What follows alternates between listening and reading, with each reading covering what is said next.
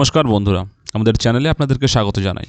যারা চ্যানেলটিকে প্রথমবার দেখছেন তারা অবশ্যই চ্যানেলটি সাবস্ক্রাইব করে নেবেন এবং বেল আইকনটি দাবিয়ে দেবেন, যাতে চ্যানেলে দেওয়া সকল ভিডিওর প্রথম নোটিফিকেশান আপনাদের কাছে পৌঁছে যায়। তো আজকে আমরা এই ভিডিওতে দেখে নেব বাংলার যে যুবসাথী প্রকল্প, সেই যুবসাথী প্রকল্পতে অনলাইনে কিভাবে আবেদন করা যাবে। কারণ আমরা জানি অফলাইনে তো আবেদন করা যাচ্ছে এবং তাতে প্রচুর ভিড় হচ্ছে, প্রচুর মারামারি চলছে, চারিদিকে গণ্ডগোল তো লেগেই আছে, খবর তো সব শোনাই যাচ্ছে। তো আমরা কিভাবে সেটাকে অনলাইনে আবেদন করতে পারি সেটা আজকে আমরা এই ভিডিওতে জেনে নেব। তো দেখতে পাচ্ছেন, এটা হলো আপনাদের সামনে এই ওয়েবসাইট epass.wb.gov.in। এই সাইটে আপনাদেরকে আসতে লাগবে। সাইটের লিঙ্ক আমি ডেসক্রিপশন বক্সে অবশ্যই দিয়ে দেবো। এই লিঙ্কে এসে দেখতে পাচ্ছেন এখানে লেখা আছে বাংলার যুবসাথী, ক্লিক টু অ্যাপ্লাই। এইটাতে আপনাদেরকে ক্লিক করতে হবে। এখানে ক্লিক করলে আপনাদের কাছে একটি নতুন পেজ খুলবে, যেখানে টোটাল ডিটেলস বলা আছে যে কী কী ডকুমেন্টস আপনার লাগবে। এখানে আপনার মাধ্যমিকের অ্যাডমিট কার্ড, মাধ্যমিকের মার্কশিট, আধার কার্ডের কপি, ভোটার কার্ডের কপি, বইয়ের প্রথম পাতা ব্যাংকের বইয়ের। এবার আপনি যদি SC/ST হয়ে থাকেন তাহলে তার certificate, recent 1 copy passport size ছবি এবং সিগনেচার। আর একটি ফোন লাগবে যেখানে OTP আসবে। তো এই হলো টোটাল ডিটেলস। এইগুলো কিন্তু আপনার লাগছে। তো এইবার আপনাকে এগুলো প্রথমে এগুলো আপনাকে রেডি করে নিতে হবে। 300 KBর মধ্যে টোটাল ডিটেলস দিয়ে আপনাকে অ্যাপ্লাই অনলাইনে ক্লিক করতে হবে।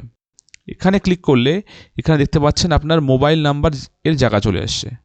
তো মোবাইল নাম্বারটি আপনি যখন এখানে দেবেন, মোবাইল নাম্বার দিয়ে আপনি যখন এখানে নিচের ক্যাপচা কোডটি দিয়ে যখন এখানে আপনি গেট OTPতে ক্লিক করবেন, তখন আপনার কাছে একটি পিন চলে আসবে।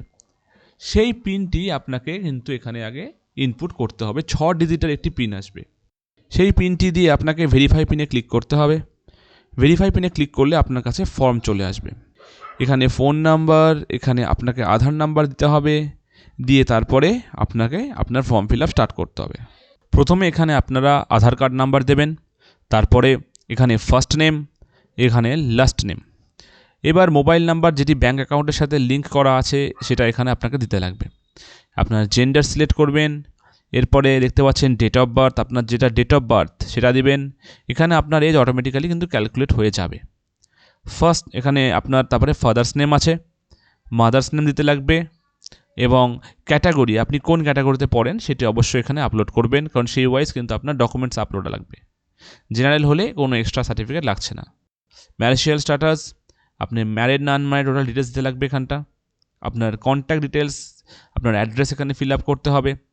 দিয়ে মাধ্যমিকে বোর্ড কী বোর্ড ছিল, তার রোল নাম্বার কত বছরে কোন ইয়ারে মাধ্যমিক দিয়েছেন, এইগুলো কিন্তু এখানে আপনাকে ফিল আপ করতে হবে। দিয়ে আপনার হায়েস্ট এডুকেশনাল কোয়ালিফিকেশান যেটা সেটা লিখতে হবে। প্রেজেন্টলি কোনো কাজ করছেন কি না সেটা লিখতে হবে। দিয়ে ব্যাঙ্ক অ্যাকাউন্ট ডিটেলস লাগবে এখানটা, আধার লিঙ্ক ব্যাঙ্ক অ্যাকাউন্ট ডিটেলস। এরা কিন্তু এই জিনিসটা অবশ্যই খেয়াল রাখবেন, ব্যাঙ্ক অ্যাকাউন্ট যেন আধার লিঙ্ক থাকে। দিয়ে আপনাকে সেভ বেসিক ডিটেলসে ক্লিক করতে হবে। তো এরপরে আপনাকে এই পেজে আসবে, আপনাকে নিয়ে আসবে, ওখানে ক্লিক করলে সাবমিটে।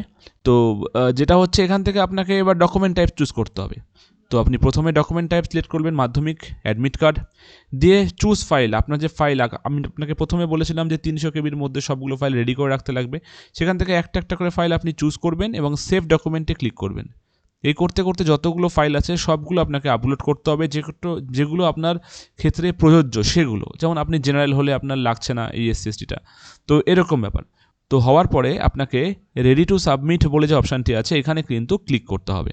এবার রেডি টু সাবমিট অপশানে ক্লিক করার পর আপনাদের সামনে এরকম একটি ইন্টারফেস চলে আসবে, যেখানে লেখা থাকবে যে আপনার অ্যাপ্লিকেশন ফর্মটা ফাইনাল সাবমিশনের জন্য যাচ্ছে। তো সেলফ ডিক্লারেশনে এখানে আপনাকে একটা টিক দিতে হবে এবং ফাইনাল সাবমিট বাটনে আপনাকে ক্লিক করতে হবে। ফাইনাল সাবমিট বাটনে ক্লিক করলেই আপনার অ্যাপ্লিকেশন কিন্তু সাকসেসফুলি সাবমিট হয়ে যাবে, যেখানে আপনার অ্যাপ্লিকেশন নাম্বারটি পাশে লেখা থাকবে। পাশে অ্যাপ্লিকেশন ফর্ম লিঙ্ক থেকে আপনি আপনার অ্যাপ্লিকেশনটি ডাউনলোডও করে নিতে পারেন। ইভেন যেখান থেকে আপনি লগ ইন করেছিলেন সেই লগ ইন পেজে গেলে কিন্তু আপনি আপনার স্ট্যাটাস সেটা কিন্তু চেকও করতে পারেন। তো এই ছিল সম্পূর্ণ প্রসেস। যারা এখনও পর্যন্ত অ্যাপ্লাই করেননি, যারা ভিড়ে লাইনে দাঁড়াতে চান না, তারা কিন্তু এরকম করে অনলাইনে অ্যাপ্লিকেশন করতে পারেন। তো আজকের ভিডিওটি এই পর্যন্তই। ধন্যবাদ।